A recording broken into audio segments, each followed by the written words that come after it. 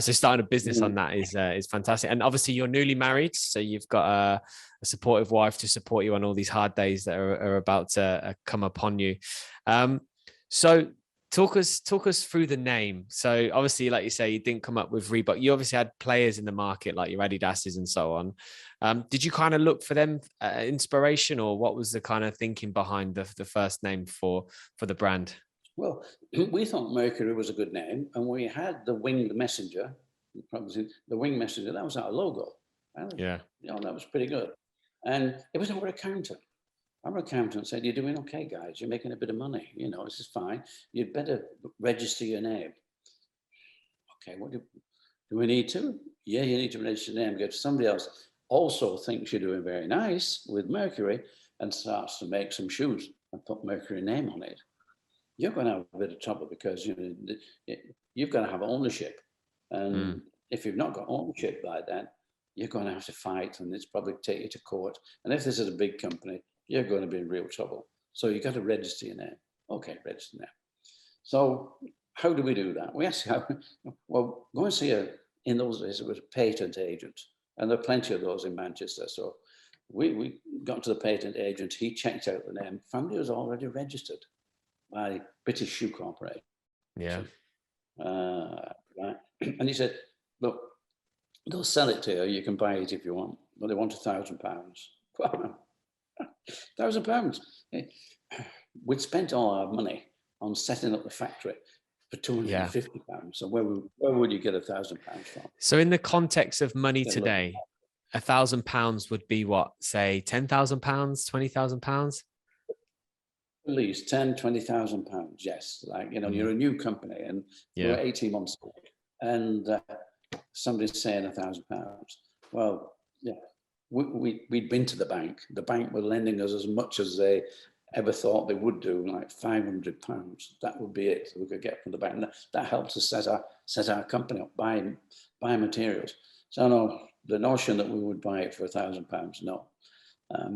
But the agent said you could take them to court and you could fight them because they're not using it. And I said, "How much will that cost?"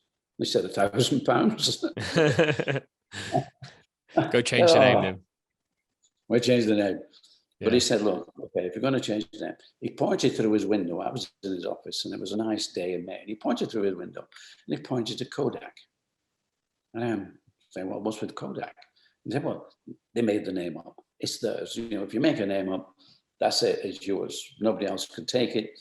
You register that dead easy, no problem." Okay. So we go back and we sit around the table and you're thinking of a name.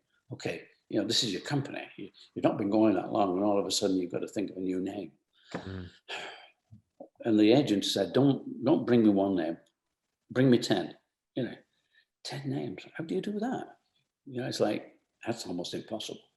So we're sitting around and we're thinking of Cougar, Falcon. Yeah, those are quite aggressive names. Okay, put them on the list. But let me take you back to 1943, in the middle of the war. I'm 8 years old. And, okay, like with COVID, nobody's traveling. There's a war on it. No light on, everything quiet. But we had local events going on. And one of those events was at the local athletics track. And for me, it was a 60-yard race. Right. And we did have handicaps, I think, because I was only 8 and probably the older boys were less. So I had got quite a nice start. Anyway, I won the race. But then again, I had spiked track shoes. Father's company had spikes. Was that an advantage? Well, maybe, I don't know, but I won the race. And I go up to collect my prize. And okay, what do I get? Dictionary. I'm 8 years old. I'm 8 years old, and they give me a dictionary. Yeah. And I said, "Come on, guys, where's the football?" For me, it was like, give me something to play with, a football, whatever. But, above that, we're in, this is 1943, and they gave me a dictionary, but it was an American dictionary, a Webster's dictionary, which is rather odd because a Webster's dictionary, quite a few of the words are spelt totally different than had it been an Oxford English dictionary, like colour. There's no U in it in this dictionary. So am I supposed to be learning how to spell with an American dictionary? Anyway, we go back now to 1960. We're looking for a name, and I pick up my dictionary, which I still have there, and I like the letter R. So I open it up at R, and I start thumbing through. It doesn't take long when you're in there to get to RWBOK. Reebok. Yeah. What's that? Reebok. Oh, it's a small South African gazelle. Wow. Why don't we put that top of the list? Reebok. 2 syllables. Sounds good. Okay. Top of the list. I go back to the agent and say, look, we got to be in love with this name, and we want that one. You know, you've got 10. We really want that one. And it came back. That was really the only one that was clear that we could use Reebok, except for one caveat from the registrar. And that was if somebody starts making shoes out of Reebok skin, you can't stop them.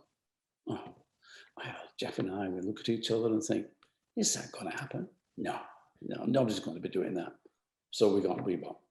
That's how we became Reebok Sports Limited. Yeah. So you came up with a name, you got everything going. Now,